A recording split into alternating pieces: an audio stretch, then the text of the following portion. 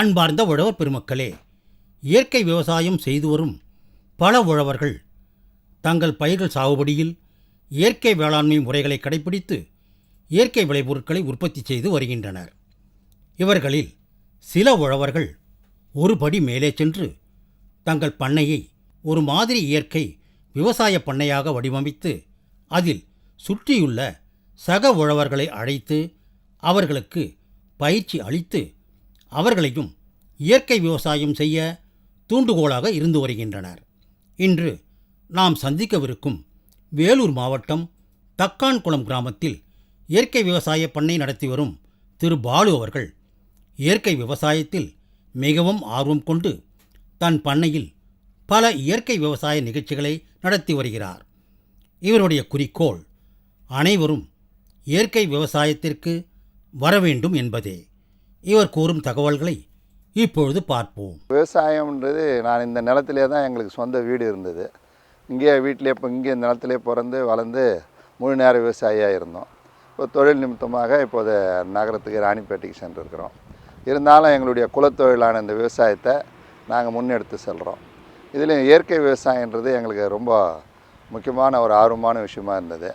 இதுக்காக நம்மாழ்வார் ஐயா அவர்களை குருநாதராக கொண்டு ஐயா அவர்களை இங்கே அழைச்சின்னு வந்து ஒரு மீட்டிங்கெல்லாம் நடத்தி மக்களுக்கு விவசாயிகளுக்கு ஒரு விழிப்புணர்வு ஏற்படுத்தக்கூடிய நிகழ்ச்சியாக இங்கே ஐயா வச்சு நிகழ்ச்சியெல்லாம் செய்திருக்கிறோம். இவ்வளோ வருஷத்துக்கு ஒரு 2-3 இயற்கை விவசாயம் பற்றிய நிகழ்ச்சிகளை இங்கே நாங்கள் தொடர்ந்து நடத்துவோம். இப்போது பிப்ரவரி மாதம் 11ஆம் தேதி கூட சிவராமன் ஐயா, நெல் ஜெயராமன் ஐயாவெல்லாம் கொண்டு வந்து ஒரு 2000-3000 பேர் மக்கள் திரண்டு வந்திருந்தாங்க. இங்கே வந்து இயற்கை விவசாயம், இயற்கை மருத்துவம், இயற்கை உணவு வகைகள், இயற்கை உணவு எப்படி செய்கிறது, விதவிதமான இயற்கை உணவுகள் எப்படி செய்கிறது, அதை பற்றியெல்லாம் நாங்கள் விரிவாக பல நிகழ்ச்சிகளை நடத்தியிருக்கிறோம். என்னுடைய ஆர்வம் என்னன்னு சொன்னிங்கன்னா, இந்த இயற்கை விவசாயத்தை முன்னெடுத்து சென்றால்தான் மக்கள் வந்து மறுபடியும் ஒரு ஆரோக்கியமான, ஒரு வளமான, வலிமையான மக்களாக உருவாக முடியும். அதுக்கு ஒரே வழி இந்த இயற்கை உணவு தான். அப்போது அதுக்கு ஒரே வழி இயற்கை விவசாயம்தான். இயற்கை விவசாயத்தை முன்னெடுத்து செல்லாமல் ஒரு ஆரோக்கியமான சமுதாயத்தை, ஒரு வலிமையான சமுதாயத்தை உருவாக்க வாய்ப்பே கிடையாது அப்படின்றது தான் என்னுடைய கொள்கை. அந்த வகையில் தான் நான் இந்த பகுதியில் ஒரு முன்மாதிரி விவசாயியாக இந்த இயற்கை விவசாயத்தை நான் கொண்டு வந்திருக்கிறேன். இப்போ நாங்கள் வந்து ஒரு 10 ஆண்டு காலமாக சுமாராக இயற்கை விவசாயம் பண்ணிக்கிட்டு இருக்கோம்.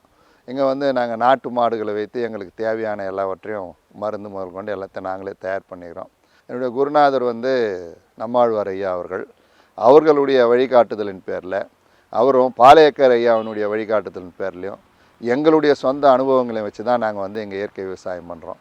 நம்மாழ்வார் ஐயா அவர்கள் வந்து குறிப்பாக சொல்லுவாங்க, ஒரே மாதிரி ஆலோசனைகளோ ஒரே மாதிரி இதுவும் எல்லாம் செய்ய வேண்டிய அவசியம் இல்லை. ஒவ்வொரு விவசாயம் ஒரு ஆராய்ச்சியாளனாக மாறணும். ஒவ்வொரு பகுதியில் இருக்கக்கூடிய நிலவளம், நீர்வளம், முன்னோர்கள் செய்த விவசாயம், இதையெல்லாம் அறிந்து தெரிந்து கொண்டு அதுக்கு தகுந்த மாதிரி நீங்கள் வந்து உங்கள் விவசாயத்தை முன்னெடுத்து சென்றால்தான் இந்த இயற்கை விவசாயத்தை சிறப்பாக செய்ய முடியும் அப்படின்னு ஐயா வந்து அடிக்கடி கூறுவாங்க. அது மட்டும் இல்லாமல் ஒவ்வொரு பகுதிக்கும் ஒரு மாதிரி பண்ணையை ஏற்படுத்தணுன்றது ஐயாவினுடைய கனவு. அவருக்கு வந்து தமிழ்நாடு முழுவதும் ஒரு 100 மாதிரி பண்ணைகளை ஏற்படுத்தணும்னு விரும்பினார். அந்த வகையில் நான் வந்து எங்கள் பகுதிக்கு எங்களுடைய பண்ணையை வந்து ஒரு மாதிரி பண்ணையாக நான் அமைச்சிருக்கிறேன். இதில் இன்னொரு சிறப்பு என்னன்னு சொன்னிங்கன்னா, நான் நகரத்தில் இருந்தாலும் கூட இப்போது நான் தினமும் எங்கள் வீட்டில் இருக்கிற குப்பைகளை தினசரி ஒரு 10 கிலோ அளவுக்கு நான் எங்கள் நிலத்துக்கு கொண்டு வருவேன்.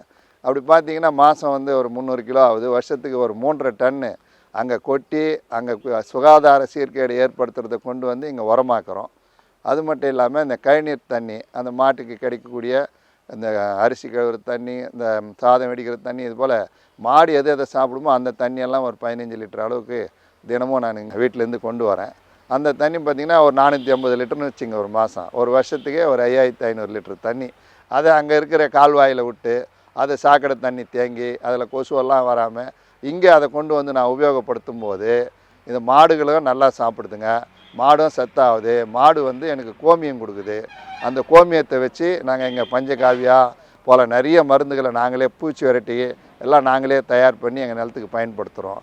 ஆக அங்கே இருக்கிற கழிவுகளை முறையாக கொண்டு வந்து இங்கே சேர்த்து ஒரு முன்மாதிரியாக அதையே நாங்கள் செய்துக்கிட்டு இருக்கிறோம். அது மட்டும் இல்லாமல் எங்கள் பண்ணை வந்து ஒரு ஒருங்கிணைந்த பண்ணையமாக நாங்கள் இப்போ செயல்படுத்திக்கிட்டு இருக்கோம்.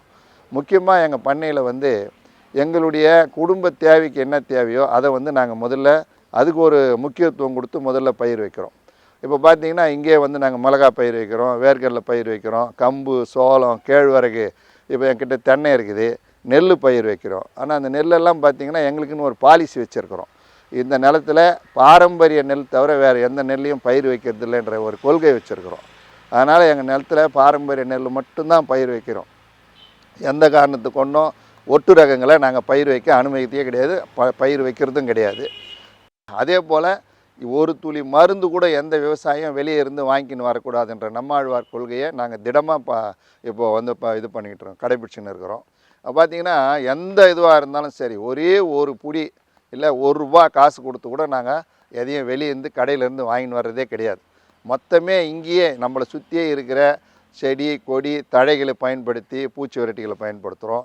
எங்கள் மாட்டு எருவுகளையும் பக்கத்தில் இருக்க இப்போ கிராமத்தில் இருக்கிற எருவையும் கொண்டு வந்து தான் அடி உரமாக பயன்படுத்துகிறோம். அதனால் வந்து எங்களுக்கு எந்த வகையிலையும் வந்து நாங்கள் ₹1 இதுதான் வந்து எங்களுடைய கொள்கையே கூட அதாங்க. எந்த விவசாயியும் ₹1 கூட செலவு செய்யக்கூடாது விவசாயம் பண்ண. ஏன்னா நம்மை சுற்றியே இயற்கை நமக்கு அனைத்தையும் வழங்கியிருக்கிறது. அதை எப்படி நம்ம முறையாக பயன்படுத்துறது? அதுதான் ஐயா அவங்க சொன்னாங்க, ஒவ்வொரு விவசாயியும் ஒரு ஆராய்ச்சியாளனாக மாறணும்னு சொல்லிட்டு. அதனால் எங்கள் பகுதியில் பார்த்திங்கன்னா நீர்வளம் கொஞ்சம் அதிகம். பெரும்பான்மையாக எங்கள் முன்னோர்கள் வந்து இங்கே நெல் விவசாயம் தான் முன்னெடுத்து சென்றிருக்கிறார்கள். 2 போகம் நெல் விவசாயம் விளையும். எங்கள் பாலாத்தில் வந்து வருஷத்துக்கு 3 மாதம் 4 மாதம் தண்ணி போய்கின்னு இருந்தது ஒரு காலகட்டத்தில். இப்போ அந்த பாலாத்தில் இருக்கிற மணல்லாம் மொத்தம் வாரிட்டதுனால இப்போ எங்களுக்கு நீர் ஆதாரம் ரொம்ப குறைஞ்சி போச்சு. இருந்தாலும் நான் என்ன பண்ணியிருக்கேன்னா, எங்கள் தோட்டத்தை சுற்றி ஒரு 10-15 குழி வெட்டியிருக்கிறேன். ஒரு 10 அடி நீட்டு, 10 அடி நீளம், ஒரு 6 அடி அகலம், ஒரு 4 அடி ஆழம், அதுபோல் 10 குழியை வெட்டியிருக்கிறோம். இதனால் என்ன ஆகுதுன்னா, அந்த மழை பெய்யும்போது அதிகபட்சமான மழை தண்ணி மொத்தமே நாங்கள் நிலத்தடி நீரில் நேரேறி சேமிக்கிறோம். அப்படி சேமிக்கிறதுனால எங்கள் கிணத்துல வந்து இப்போ நல்ல தண்ணி நீர் வளம் இருக்குது. அதனால் நாங்கள் 2 போகம் வந்து நெல் பயிர் வைக்கிறோம். மற்ற ஒரு போகத்தில் வந்து எங்களால் முடிஞ்ச அளவுக்கு இந்த புஞ்சை பயிருங்களை நாங்கள் வைக்கிறோம். அப்படி தான் இப்போ வந்து நாங்கள் பண்ணியிருக்கிறோம். அதே போல் சின்ன வாழைகள் வச்சுருக்கிறோம், தேவையான வாழைகளை வச்சுருக்கோம். அது கூட ஒரே வாழையாக வைக்காமல் கறி வாழை வச்சுருக்கிறோம், அப்புறம் ரஸ்தாளி வச்சுருக்கிறேன், பூவன் பழம் வச்சுருக்கிறேன், இலக்கி பழம் வச்சுருக்கிறோம். இதெல்லாம் எங்களுக்கு தேவை என்னமோ அதை கொஞ்சம் கொஞ்சம் அளவில் எல்லாமே வச்சுருக்கிறோம். இப்போ எங்கள் மாட்டிலேருந்து கிடைக்கக்கூடிய பால், தயிர் அதை நாங்கள் பயன்படுத்துகிறோம். ஆக எங்களது வந்து ஒரு ஒருங்கிணைந்த பண்ணையமாக, ஒரு மாதிரி பண்ணையாக இது வரைக்கும் நாங்கள் முன்னெடுத்து சென்று கொண்டு இருக்கிறோம். ஒவ்வொரு பருவத்திலையும் எந்த பயிர் வச்சா எப்படி விளைச்சல் வரும், அதை மாற்றி வைக்கிறதுக்கு என்ன வாய்ப்புகள் இருக்குது, இதையெல்லாம் கூட நாங்கள் வந்து ஒரு ஆராய்ச்சிகள் மூலமாக ஒரு மாதிரியாக ஒவ்வொரு வருஷமும் 2-2 கிலோ விதைகளை பயன்படுத்தி ஒவ்வொரு பருவத்திலையும் எந்த மாதிரி பாரம்பரிய நெல்லை பயன்படுத்தினா நம்ம பகுதிக்கு வருது அப்படின்னு பார்க்குறோம். இதில் முக்கியமாக அதாங்க, எல்லா பகுதியிலும் ஒரே மாதிரி எல்லா நெல்லும் விளையாது. நம்ம பகுதியில் என்னென்ன பாரம்பரிய நெல்களை விளைய வைக்க முடியும் அப்படின்றது தான் எங்களுடைய கொள்கை. அதை வந்து நாங்கள் இப்போ செய்துக்கிட்டு இருக்கிறோம். இப்போ நாங்கள் எங்களுடைய நாங்கள் நிலத்தில் வெஞ்ச எந்த நெல்லையும் நாங்கள் வெளியே விற்கிறதே கிடையாதுங்க. நாங்களே அரிசி ஆக்கி அந்த அரிசியை தான் நேரடியாக மக்களுக்கு கொடுக்குறோம். அதுதான் இப்போ எங்களுடைய வெற்றியாக நாங்கள் கருதுகிறோம். இப்போ இந்த வருஷம் கூட சுமார் நாங்களும் எங்களை சார்ந்த விவசாயிகளுடைய நெல்லெல்லாம் கொண்டு வந்து நாங்கள் வந்து எங்கள் கைக்குத்தல் அரிசியாகவே மாற்றி அதுக்கு இங்கே ஒரு மிஷினை இப்போ ரெடி பண்ணியிருக்கோம். அந்த கைக்குத்தல் அரிசியாகவே மக்களுக்கு கொடுத்துருக்குறோம். அதிலே 1 பாலிஷு 2 பாலிஷுன்ற மாதிரி அதில் நிறைய சிஸ்டம் இருக்குது. அதனால் செமி பாலிஷ்லேயும் அரிசி கொடுத்துருக்குறோம்.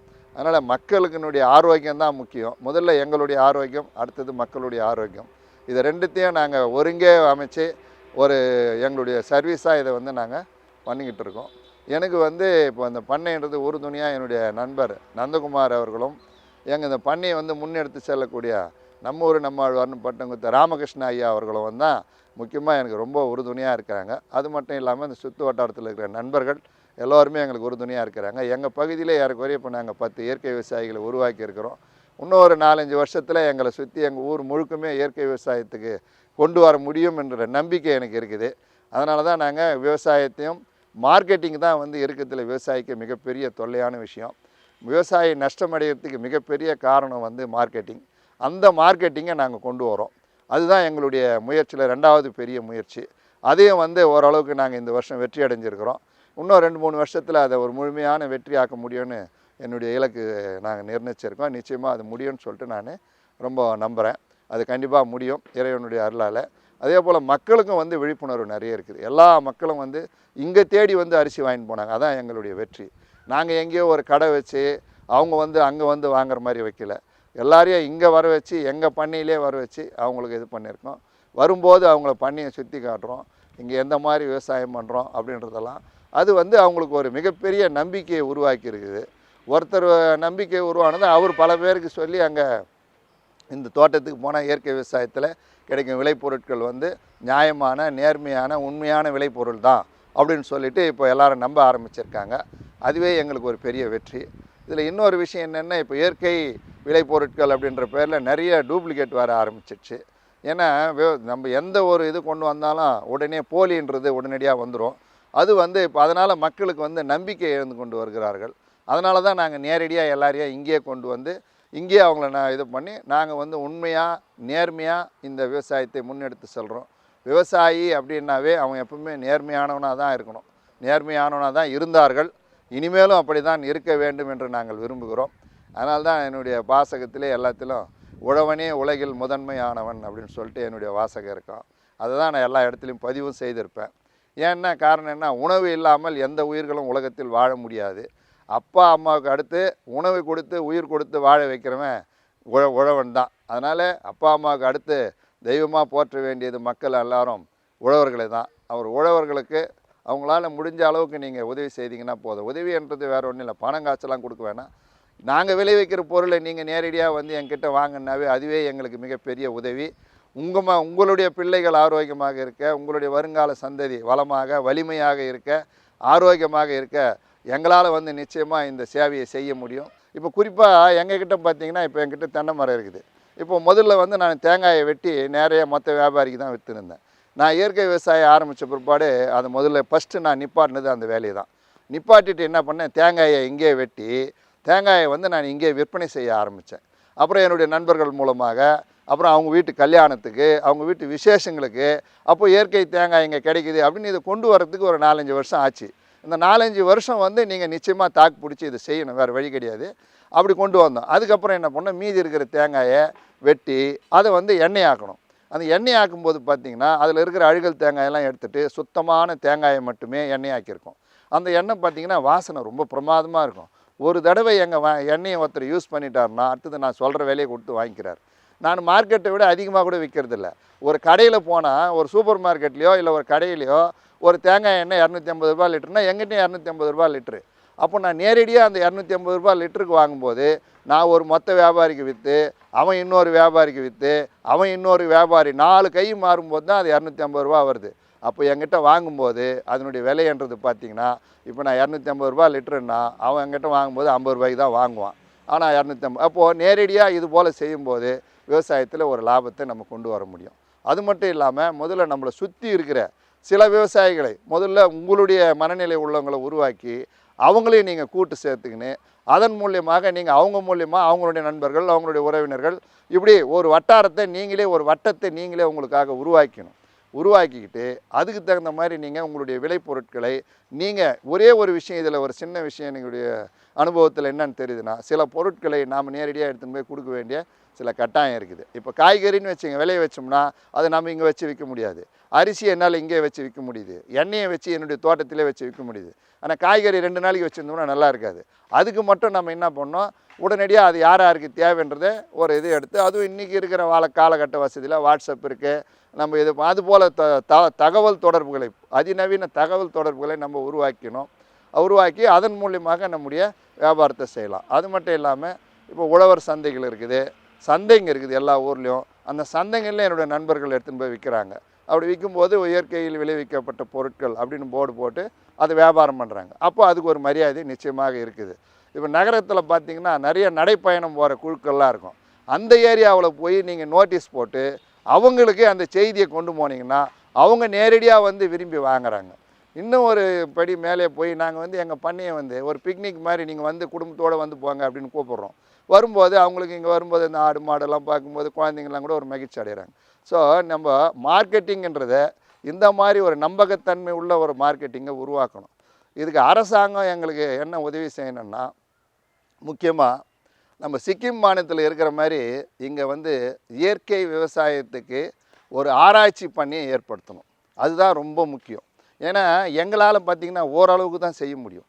ஆனால் அரசாங்கம் ஒரு மிகப்பெரிய எங்களுக்கு உதவி செய்யணும்னா ஒரு பல்கலைக்கழகத்தையே உருவாக்கணும். இயற்கை விவசாயம் ஆராய்ச்சி பண்ணை பல்கலைக்கழகத்தை ஒவ்வொரு மாவட்டத்துக்கும் உருவாக்கி, அந்தந்த மாவட்டத்தில் என்னென்ன நிலவளம், நீர்வளம், தட்பவெட்ப சூழ்நிலை இருக்குது, மண் வளத்தை எல்லாத்தையும் ஆராய்ந்து ஒவ்வொரு மாவட்டத்திலும் என்னென்ன மாதிரி பாரம்பரிய நெல்லை பயிர் வைக்கலாம், என்னென்ன மாதிரி காய்கறிகளை பயிர் வைக்கலாம், எந்த மாதிரி புஞ்சை பயிர்களை வைக்கலாம் அப்படின்றதெல்லாம் அரசாங்கம் எங்களுக்கு நேரடியாக எங்களைப் போல இயற்கை விவசாயிகளை குழு அமைச்சு எங்ககிட்ட ஆலோசனை கேட்டு அவங்க செய்தாங்கன்னா இயற்கை விவசாயத்தை நிச்சயமாக முன்னெடுத்து செல்ல முடியும். நிச்சயமாக இது மிகப்பெரிய அளவில் இயற்கை விவசாயத்தை ஒரு சிக்கிம் மாநிலம் போல், ஏன்னா இன்றைக்கி இந்தியாவிலே சிக்கிம் மாநிலம் முழுவதும் அந்த ஒரு மாநிலம்தான் இயற்கை விவசாயத்துக்கு முன்மாதிரி மாநிலமாக திகழ்கிறது.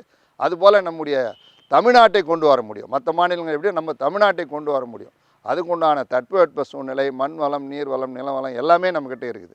அதனால் அரசாங்கம், அந்த வேளாண்மை துறை அவங்கெல்லாம் எங்களுடைய ஆலோசனையும் எங்களையும் கலந்து ஆலோசனை பண்ணி முழுமையாக செய்தாங்கன்னா நிச்சயமாக இதில் வெற்றி அடைய முடியும் என்பது என்னுடைய கருத்து.